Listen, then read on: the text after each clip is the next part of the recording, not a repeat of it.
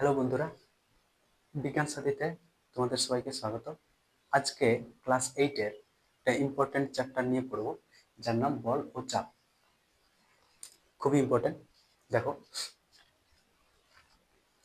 বল ও চাপ সম্পর্কে যখন পড়ব, তো প্রথমে আমাকে নিউটনের যে 3টা গতিসূত্র সেই সম্পর্কে জানতে হবে। তো নিউটনের প্রথম গতিসূত্র দেখো লেখা আছে। প্রথম গতিসূত্র কি বলে? বাইরে থেকে কোনো বল প্রযুক্ত না হলে স্থির বস্তু চিরকাল স্থির থাকবে এবং সচল বস্তু চিরকাল একই সরলরেখা বরাবর সমবেগে চলতে থাকবে। এই কথাটার অর্থ হচ্ছে, কোনো বস্তুতে যদি আমি বল না প্রয়োগ করি, তাহলে এর যে অবস্থায় প্রাথমিকভাবে যে অবস্থায় থাকে, অর্থাৎ প্রাথমিকভাবে যদি কোনো বেগ না থাকে, তাহলে বল প্রযুক্ত যদি না হয়, এর বেগ শূন্য ছিল শূন্যই থাকবে। আর যদি এর একটা একটা ধ্রুবক বেগ থাকে, ভি ইজ ইকুয়াল টু ধ্রুবক, একটা নির্দিষ্ট বেগ থাকে, সেই বেগ বরাবরই বস্তুটা চলতে থাকবে চিরকাল। তো এই প্রথম গতিসূত্র থেকে আমরা কিসের ধারণা পাই? আমরা দুটা, এক তো বলের সংজ্ঞা পাই। বল আসলে কি? বলের সংজ্ঞা। বলের সংজ্ঞা যদি বলতে হয়, দেখো এখানেই বোঝা যাচ্ছে যে বাইরে থেকে কোনো বল প্রযুক্ত না হলে, অর্থাৎ যে জিনিসটা বস্তুর উপর প্রযুক্ত না হলে স্থির বস্তু চিরকাল স্থির থাকবে আর সচল বস্তু চিরকাল একই একই সরলরেখা বরাবর সমবেগে চলতে থাকবে, সেই জিনিসটাকেই বলা হয় বল। তাহলে বলের সংজ্ঞায় বলতে হবে, যা প্রযুক্ত না হলে স্থির বস্তু চিরকাল স্থির থাকবে এবং সচল বস্তু চিরকাল একই সরলরেখা বরাবর সমবেগে চলতে থাকবে, তাকে বলা হয় বল। আরেকটা জিনিসের ধারণা পাই। দেখো, একটা স্থির বস্তু সবসময় স্থির থাকতে চায় আর একটা গতিশীল বস্তু সবসময় গতিশীল থাকতে চায়। এই থাকার প্রবণতাকে বলা হয় বস্তুর জাড্য। বস্তুর জাড্য অর্থাৎ স্থির বস্তু সর্বদা স্থির থাকার চেষ্টা করে আর গতিশীল বস্তু সর্বদা গতিশীল থাকার চেষ্টা করে। এই থাকার প্রবণতাকে বলা হয়, যে যার অবস্থাকে ধরে রাখার চেষ্টা করে, এই যে প্রবণতা, এই প্রবণতাকে বলা হয় জাড্য। এই জাড্য দু প্রকার হয়, এক স্থিতিজাড্য আর দুই হচ্ছে গতিজাড্য। স্থিতিজাড্য আর গতিজাড্য সম্পর্কে বোঝাই যাচ্ছে যে স্থিতিজাড্য সেটাই, কোনো স্থির বস্তুর স্থির থাকার প্রবণতাকে বলা হয় স্থিতিজাড্য, আর কোনো গতিশীল বস্তুর গতিশীল থাকার প্রবণতাকে বলা হয় গতিজাড্য। তো এর অনেক বাস্তব দৃষ্টান্ত আছে। যেমন ধরো, কোনো ব্যক্তি যখন বাসের মধ্যে থাকে, হঠাৎ করে বাস গতিশীল ছিল, বাস হঠাৎ করে যদি ব্রেক কষে, বাসের ড্রাইভার যদি হঠাৎ করে বাসের ব্রেক কষে, সেই ব্যক্তি সামনের দিকে ঝুঁকে পড়ে। অর্থাৎ বাসের সাথে সাথে ব্যক্তিটাও একটা নির্দিষ্ট গতিবেগে গতিশীল ছিল, অর্থাৎ বাসের যে স্পিডটা ছিল সেই স্পিডেই গতিশীল ছিল।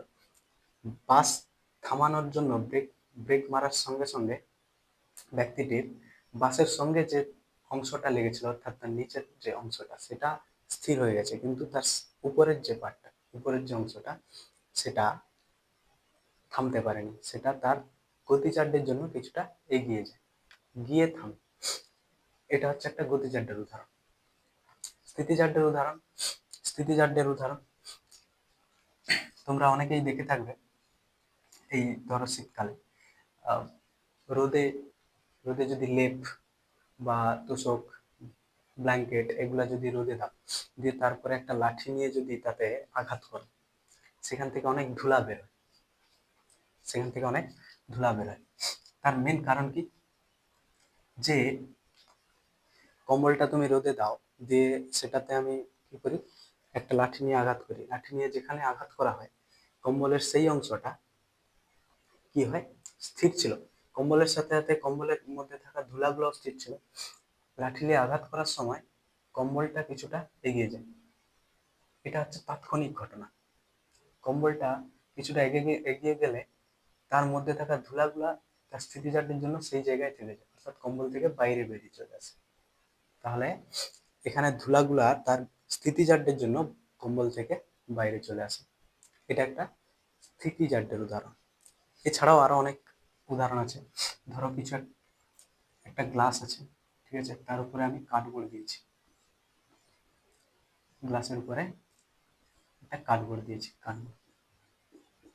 এই কার্ডবোর্ডের উপর একটা যদি কয়েন রাখি, 5 টাকার কয়েন, এই কার্ডবোর্ডটা মসৃণ কার্ডবোর্ড দিয়ে খুব জোরে যদি আমি এই কার্ডবোর্ডটাকে টেনে দিই, এই কয়েনটা কি করবে, সোজা গ্লাসে পড়ে যাবে।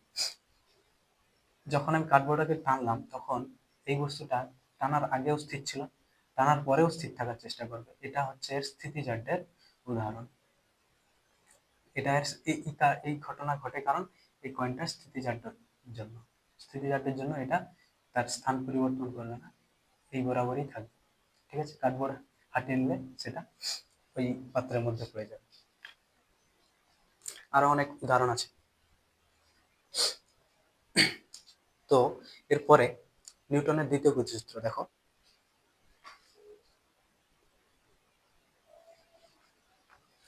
তো দেখো দ্বিতীয় গতিসূত্র, কোনো বস্তুর উপর বাইরে থেকে প্রযুক্ত বল বস্তুটির ভরবেগের পরিবর্তনের হারের সাথে সমানুপাতিক এবং বল যেদিকে প্রযুক্ত হয় বস্তুটির ভরবেগের পরিবর্তনও সেই দিকে ঘটে।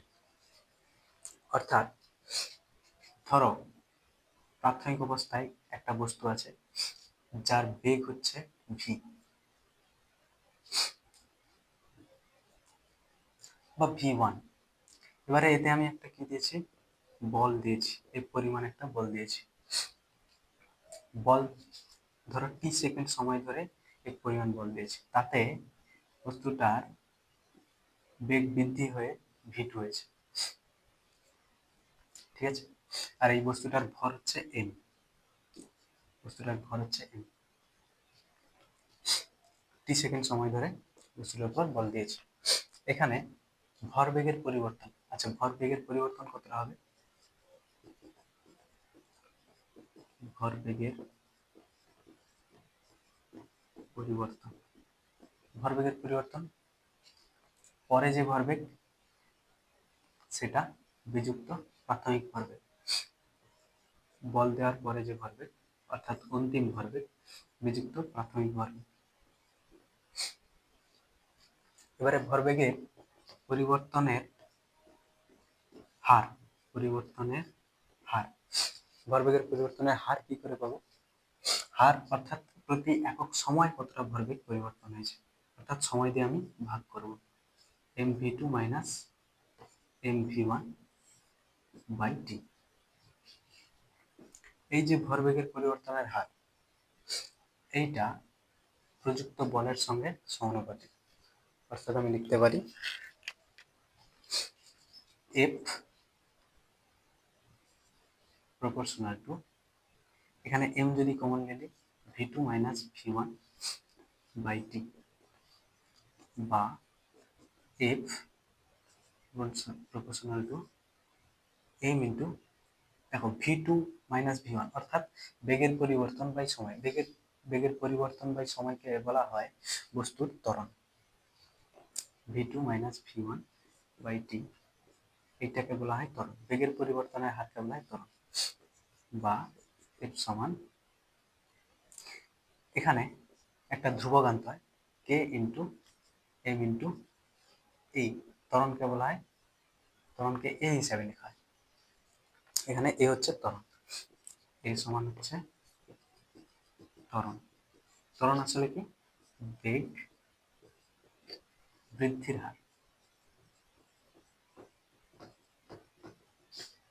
এখানে v2 হচ্ছে v1 এর থেকে বড়, তাহলে এখানে বেগ বৃদ্ধি ঘটেছে, বেগ বৃদ্ধি টি সময় সেকেন্ড ধরে হয়েছে, তাহলে বেগ বৃদ্ধির হার হচ্ছে v2 মাইনাস v1 বাই টি, এইটার জায়গায় আমি এম এ লিখতে পারি। আচ্ছা এই কে এর মান, পরীক্ষালব্ধ মান কে সমান 1 হয়, কে সমান যদি 1 বসাই তাহলে এই যে সমীকরণটা, এই সমীকরণটা দাঁড়ায় এফ সমান এম ইন্টু এ। এই যে সমীকরণ, এই সমীকরণটাকে বলা হয় দ্বিতীয় গতিসূত্রের গাণিতিক রূপ। বল সমান হয় ভর ইন্টু ত্বরণ, ভর ইন্টু বস্তুর ত্বরণ।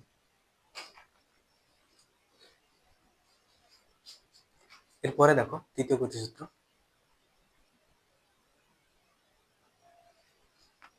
তৃতীয় গতিসূত্র কি বলছে, যে প্রত্যেক ক্রিয়ার সমান ও বিপরীত প্রতিক্রিয়া রয়েছে। প্রত্যেক ক্রিয়ার সমান ও বিপরীত প্রতিক্রিয়া রয়েছে। ক্রিয়া আর প্রতিক্রিয়া হচ্ছে দুটা বল। এরও অনেক বাস্তব অনেক দৃষ্টান্ত আছে। তো ক্রিয়া হচ্ছে একটা বল, প্রতিক্রিয়াও একটা বল। এর সাধারণভাবে একটা উদাহরণ দিই। তোমরা যে ধরো তোমরা কোনো স্থানের উপর তো দাঁড়িয়ে আছো, ঠিক আছে, কোনো স্থানের উপর ধরো একটা বস্তু রাখা আছে, এই বস্তুটা, এই বস্তুটার ওজন নিচের দিকে কাজ করে। ওজন ওজন হচ্ছে একটা বল। তোমরা নিজেদের ওজন কি করে ফিল করো এটা ভেবে দেখো। তোমরা নিজেদের ওজন কিভাবে ফিল করো? তুমি যে স্থানের উপর দাঁড়িয়ে আছো সেই স্থানে তোমার ওজন পড়ছে নিচের দিকে, এটা হচ্ছে একটা ক্রিয়া বল। এর প্রতিক্রিয়া কি? যে স্থানে দাঁড়িয়ে আছো সেই স্থানটায়, যে তলের উপর দাঁড়িয়ে আছো সেই তলটা তোমাকে ঘুরে একটা প্রতিক্রিয়া বল দিচ্ছে। সেই বলটাই তুমি অনুভব করতে পারছো, যার জন্য তোমার ওজন তোমাকে একটা অনুভূতি জাগায়। অর্থাৎ তুমি যেটা ফিল করছো সেটা হচ্ছে প্রতিক্রিয়া। এর আরো অনেক উদাহরণ আছে। তুমি যদি দেওয়ালে জোরে একটা ঘুষি মারো, দেওয়ালকে তো আঘাতপ্রাপ্ত করলে দেওয়ালও ঘুরে তোমাকে আঘাতপ্রাপ্ত করে, যার জন্য তোমার হাতে ব্যথা হয়। তো আরো অনেক উদাহরণ আছে, যেরকম ধরো কোনো নৌকাতে কেউ যদি চড়তে চায়, ঠিক আছে, কোনো নৌকাতে যদি কেউ চড়তে চায় বা নৌকা থেকে যদি নামাতে চায়, কোনো ব্যক্তি নৌকা থেকে নামালে নৌকাটাও কিছুটা সরে যায়। ব্যক্তিটা নামালো, ক্রিয়া, নৌকার উপর ভর দিয়ে একটা বল দিয়ে সে নিচে নামে, ঠিক আছে। এটা ধরো নৌকা আছে, এক ব্যক্তি আছে, এক ব্যক্তি সে নৌকা থেকে লাফ লাফ দিয়ে নিচে নামতে যাচ্ছে।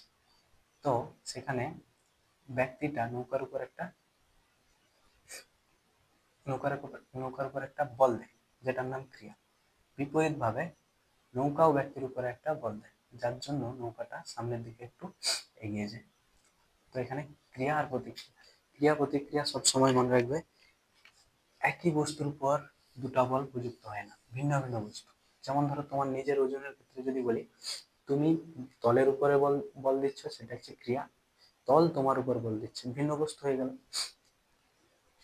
তো ক্রিয়ার প্রতিক্রিয়া একই বস্তুর উপরে ঘটে না, দুটা ভিন্ন বস্তুর ক্ষেত্রে ঘটে, একে অপরকে ক্রিয়া প্রতিক্রিয়া করে।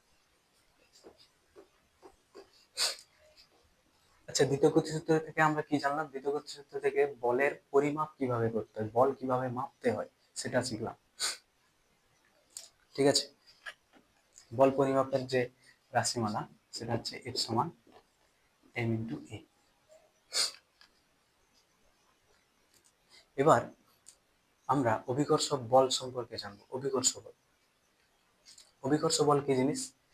পৃথিবী যে কোনো বস্তুকে, ভূপৃষ্ঠের উপরে থাকা যে কোনো বস্তুকে তার কেন্দ্রের দিকে একটা বল দ্বারা আকর্ষণ করে, সেই বলটার নাম হচ্ছে অভিকর্ষ বল। যেখানে বল প্রযুক্ত হবে না, যেখানে বল থাকবে, কোনো বস্তুর ভর তো থাকবেই, কোনো বস্তুর উপর যদি কোনো বল প্রযুক্ত হয় তাহলে বস্তুটার মধ্যে একটা ত্বরণের সৃষ্টি হয়, ত্বরণ। তো সর্বদাই তুমি যদি একটা বস্তু, নিজেকে বস্তু কল্পনা করো, পৃথিবী সর্বদাই তোমাকে একটা বল দিয়ে টানছে।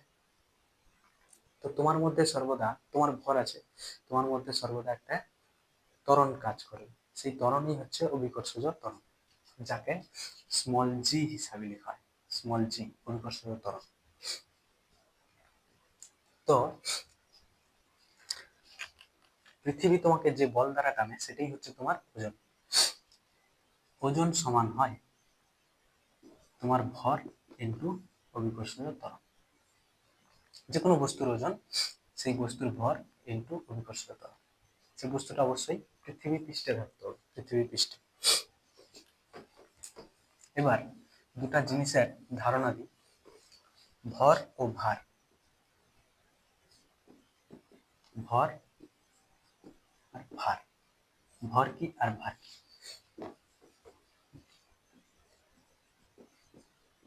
ভর অর্থাৎ কোনো একটা বস্তুর মধ্যে কতটা পরিমাণ পদার্থ আছে, কোনো বস্তুর মধ্যে, এই ধরো ডাস্টারটা, এই ডাস্টারটার ভর মানে এই ডাস্টারের মধ্যে কতটা পরিমাণ পদার্থ আছে, ঠিক আছে, যা কিছু। আর ভার হচ্ছে এই ডাস্টারটাকে, এই ডাস্টারটাকে পৃথিবী তার কেন্দ্রের দিকে কি বল দ্বারা টানছে, এটা তার ভার বা ওজন। ভার যা, ওজন তা, ভার বা ওজন। তাহলে এর ওজন হচ্ছে পৃথিবী একে কি বল দ্বারা তার নিজের কেন্দ্রের দিকে আকর্ষণ করছে, সেটা হচ্ছে এর ভার। আর ভর হচ্ছে এর মধ্যে কতটা পরিমাণ পদার্থ আছে। ভর হচ্ছে সব জায়গাতে সমান, অর্থাৎ এর কোনো চেঞ্জ হয়নি। আমি যদি এটা চাঁদেও নিয়ে যাই, চাঁদেও এই জিনিসটার ভর একই থাকবে, ভর কখনো চেঞ্জ হয় না কোনো পদার্থের।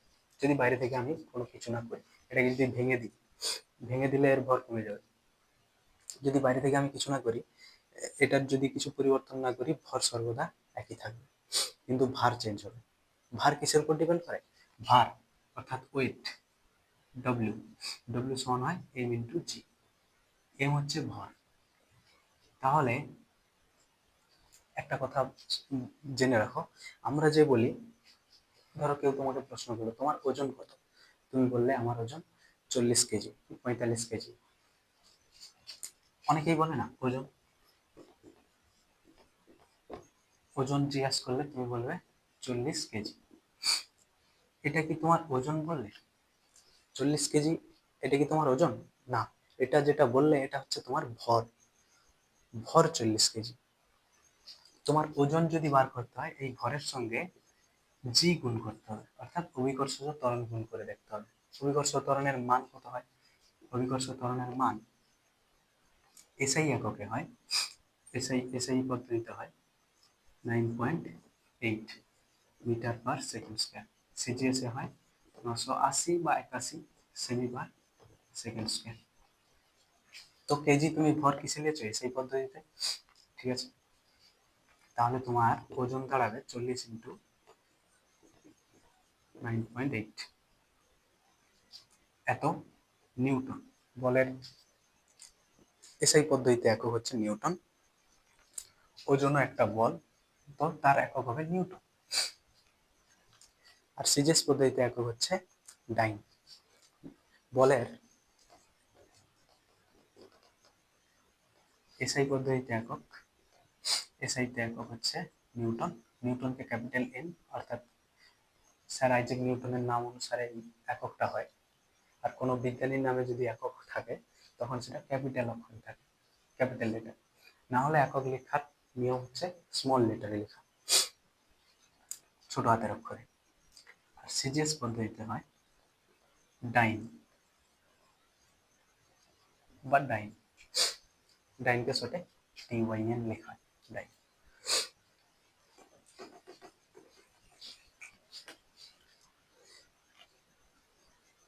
আচ্ছা, এরপরে তোমাদের নতুন একটা জিনিস নিয়ে পড়াচ্ছি। আচ্ছা, এটা সম্বন্ধে আরেকটু কিছু বলি। দেখো, ভর মাপার যন্ত্রের নাম কি? ভর মাপার যন্ত্রের নাম হচ্ছে সাধারণ তুলা যন্ত্র, সাধারণ তুলা যন্ত্র, অর্থাৎ দাঁড়িপাল্লা যেটাকে বলে, যেটাকে বলে দাঁড়িপাল্লা, সাধারণ তুলা যন্ত্র। আর ভার মাপার জন্য যেটা ব্যবহার হয় সেটা হচ্ছে স্প্রিং তুলা যন্ত্র।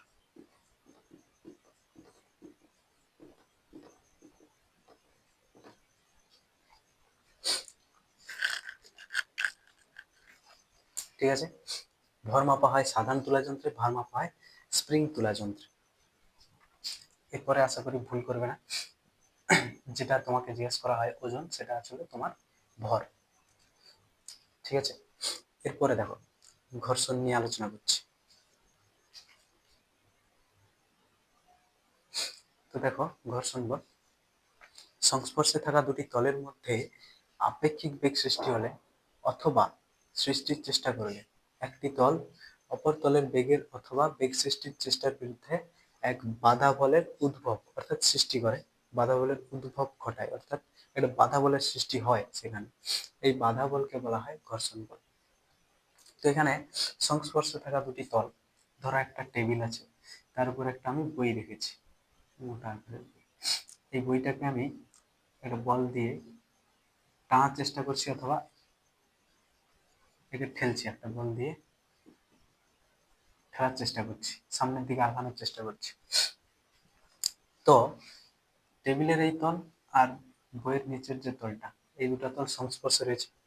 এই সংস্পর্শে থাকার কারণে এই বইটার আর এই টেবিলটার মধ্যে একটা আপেক্ষিক বেগ, মানে কি এর সাপেক্ষে এটা এটা গতিবেগ সৃষ্টি হচ্ছে, আপেক্ষিক বেগ। যখনই এটার সৃষ্টি করার চেষ্টা করছি বা সৃষ্টি করাচ্ছি, তখনই এই টেবিলটা এই বইয়ের উপরে একটা বাধা বল তৈরি করছে। সেই বাধা বলের নামই হচ্ছে ঘর্ষণ বল। এই ঘর্ষণ বল একটা অপচয়ী বল। ঘর্ষণ বল একটা কি ধরনের বল? অপচয়ী বল। অর্থাৎ যে প্রযুক্ত বলটা দিচ্ছে সেই বলটাকে এ কমানোর চেষ্টা করছে, অর্থাৎ এটা নষ্ট করছে। এই যে বাইরে থেকে যে বলটা প্রযুক্ত করছি, ঘর্ষণ বল এর কিছুটা অংশ নষ্ট করছে। এই জন্য ঘর্ষণ বলকে বলা হয় অপচয়ী বল। এই ঘর্ষণ বলটা কিসের সঙ্গে সমানুপাতিক? এই দুটা তলের মসৃণতার উপর কি কি বিষয়ের উপর নির্ভর করে? এই ঘর্ষণ বলটা এই টেবিলের আর এই বইয়ের যে নিচের তলটা, এই দুটা তলের মসৃণতার উপর নির্ভর করে। যত মসৃণ হবে তত ঘর্ষণ বল কমবে, যত অমসৃণ হবে তত ঘর্ষণ বল বেশি হবে। ঘর্ষণ বল সৃষ্টির মেন কারণই হচ্ছে অমসৃণতা। যখনই অমসৃণ কিছু তল থাকবে তখন ঘর্ষণ বল বাড়তেই থাকবে। এছাড়া ঘর্ষণ বল কিসের উপর নির্ভর করে? ঘর্ষণ বল লম্ব বলের উপর নির্ভর করে। লম্ব বল কি বল আসলে? আচ্ছা, এই বইটার ধরো ভর এম, এই বইটা ওজন কি হবে? mg, নিচের দিকে কাজ করবে। এই টেবিলটার উপর এই বইটা তার ওজন প্রযুক্ত করবে। এই টেবিলটা এই বইটার উপর একটা ঊর্ধ্বমুখী বল প্রয়োগ করবে, অর্থাৎ এইটা ক্রিয়া। বইটা টেবিলটার উপর যে বলটা দিবে সেটা হচ্ছে ক্রিয়া, তার বিপরীত দিকে একটা বল হবে যেটা টেবিল বইটার উপর দিবে, সেটা হচ্ছে প্রতিক্রিয়া বল। সমান হয়, এইটাকে বলা হয় লম্ব বল। এই লম্ব বলের মান তার ওজনের সমান হবে, এটাকে বলা হয় লম্ব বল। এই লম্ব বলের উপর নির্ভর করে ফ্রিকশন, অর্থাৎ ঘর্ষণ বল।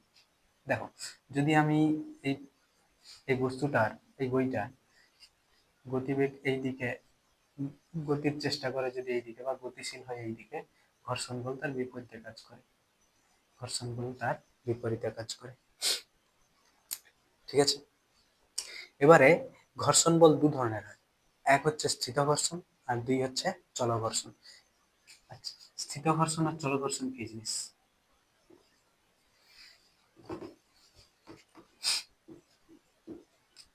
স্থিত ঘর্ষণ আর চল ঘর্ষণ, এক স্থিত ঘর্ষণ, দুই চল ঘর্ষণ। স্থিত ঘর্ষণ কোনটা, কোন জিনিসটা? স্থিত ঘর্ষণ যখন আমি এই বস্তুটা এখন মানে আমি বল দিচ্ছি কিন্তু এটার এখনো গতির সৃষ্টি হয়নি, অর্থাৎ আমার এখানটায় বলের চেষ্টার বিরুদ্ধে যে ঘর্ষণ বলটা কাজ করছে তাকে বলা হয় স্থিত ঘর্ষণ। যতক্ষণ না পর্যন্ত এই বইটা গতিশীল হচ্ছে ততক্ষণ যে ঘর্ষণ বলটা কাজ করবে সেই ঘর্ষণ বলটাকে বলা হয় স্থিত ঘর্ষণ। চল ঘর্ষণ কাকে বলে? যখন বইটা চলতে শুরু করবে তখনও একটা ঘর্ষণ বল কাজ করবে, সেই ঘর্ষণকে বলা হয় চল ঘর্ষণ।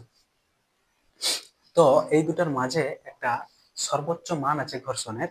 যখন আমি বইটাকে আস্তে আস্তে আস্তে আস্তে বল বাড়াচ্ছি বাড়াচ্ছি বাড়াচ্ছি, যেই মুহূর্তে ঠিক চলা শুরু করবে বইটা, সেই মুহূর্তে ঘর্ষণের মান সবচেয়ে বেশি হয়। সেই ঘর্ষণের মানটাকে বলে সীমাস্থ ঘর্ষণ।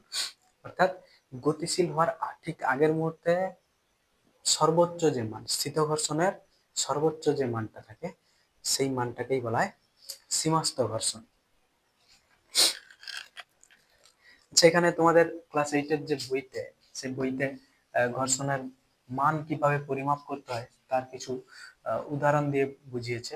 যে আমাকে একটা স্প্রিং তুলা যন্ত্র আটকাতে হবে, আমি ধরো এটাকে টানছি, এখানে আমাকে একটা স্প্রিং তুলা যন্ত্র আটকে রাখতে হবে। ঠিক আছে, এখানে কি পরিমাণ বল দিচ্ছি এই স্প্রিং তুলা যন্ত্রের পার্ট দেখাবে, সেই পার্ট দেখে আমি এই বস্তুটার উপর কতটা ঘর্ষণ বল কাজ করছে সেটা আমি বুঝতে পেরে যাব। এখানে আমাকে বল দিয়ে টানতে হবে। ঠিক আছে, যে বল দিয়ে টানছে এই পার্টটা দেখাবে, দিয়ে চলতে শুরু করবে। যা যা বললাম, স্থিত ঘর্ষণ, চল ঘর্ষণ। তো স্প্রিংকুলার যন্ত্রের সাহায্যে কিছু উদাহরণ দিয়ে দেখিয়েছে যে কিভাবে ঘর্ষণ বল মাপা হয়।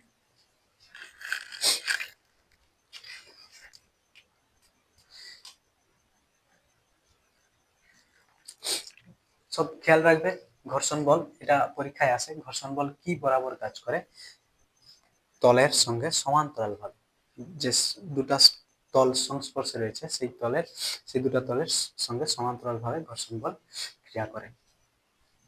এরপরে দেখো তরলের ঘনত্ব ও চাপ। তো দেখো তরলের ঘনত্ব, আচ্ছা ঘনত্ব, যে কোনো বস্তুর ক্ষেত্রে ঘনত্বের সংজ্ঞা কি হয়? কোনো বস্তুর একক আয়তনের ভরকেই ওই বস্তুর ঘনত্ব বলে। অর্থাৎ ঘনত্ব কি করে পাওয়া যায়? মোট ভর বাই মোট আয়তন। মোট ভরকে আমি যদি আয়তন দিয়ে ভাগ করি তখন আমি কি পাই? ঘনত্ব। এই ঘনত্বের এসআই পদ্ধতিতে একক কি হবে? এসআই পদ্ধতিতে ভরের একক হয় কেজি বা কিলোগ্রাম, আর আয়তনের একক হয় মিটার কিউব। তাহলে কেজি পার মিটার কিউব বা ঘনমিটার, কেজি পার ঘনমিটার। অথবা এভাবেও লিখতে পারো, KG into metre to the power -3। CGS পদ্ধতিতে দেখো, সিজিএস পদ্ধতিতে ভরের একক হয় গ্রাম আর আয়তনের একক হয় সেন্টিমিটার কিউব। আয়তন কি করে পাওয়া যায়? তিনটা দৈর্ঘ্যের গুণফল, অর্থাৎ centimetre into centimetre into centimetre. আর এসআইতে হবে metre into metre into metre, অর্থাৎ মিটার কিউব। আর সিজিএস হবে সেমি কিউব, গ্রাম পার সেমি কিউব বা ঘন সেমি, গ্রাম পার ঘন সেমি। অথবা লিখতে পারো গ্রাম ইন্টু সেমি টু দি পাওয়ার -3। যখনই আমি ইন্টু করছি, অর্থাৎ সেমি কিউবকে নিচ থেকে উপরে তুলছি, উপরে তুললে তার পাওয়ারে কি হয়ে যায়? মাইনাস হয়ে যায়। এগুলা সূচকে শিখেছ। এরপরে কিছু বিশেষ বিশেষ, যেরকম ধরো জলের ঘনত্ব। জলের ঘনত্ব কত হয়? জলের ঘনত্ব হয়, আচ্ছা তরলের ঘনত্ব, আমি তো বস্তুর ঘনত্ব বলে দিলাম। তো তরলের ঘনত্বের ক্ষেত্রে কি বলবে? তরলের সংজ্ঞা দিবে যে কোন তরলের একক ভরের একক আয়তনের ভরকেই বলা হয় ওই তরলের ঘনত্ব। এবার দেখো জলের ক্ষেত্রে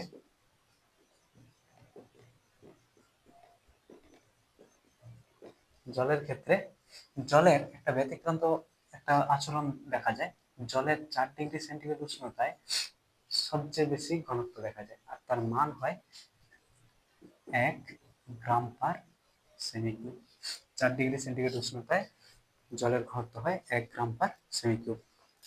এটা যদি আমি মিটারে নিয়ে যেতে চাই, সরি মানে এসআইতে নিয়ে যেতে চাই, কিলোগ্রাম পার মিটার কিউব, তখন এর মান কি হবে? আমি এটাকে লিখতে পারি 1 গ্রাম বাই 1 সেমি কিউব। এবার দেখো 1 গ্রামকে যদি 1 কিলোগ্রামে নিয়ে যেতে চাও তাহলে 1/1000, 1/1000 কেজি। আর একটা সেমিকে যদি আমি মিটার নিয়ে যেতে চাই 1/100, তাই না?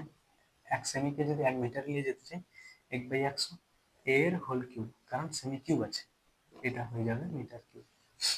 এবারে দেখো 1/1000 আর নিচে থাকবে, এটা কত? 100 এর হোল কিউব, অর্থাৎ এই দুটা শূন্য আছে, দুটা শূন্যর জায়গায় কত হবে?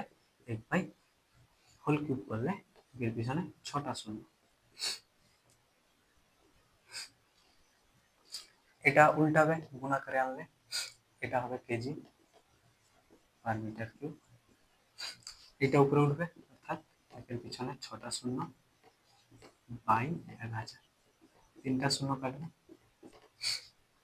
এত কেজি পার মিটার কিউব।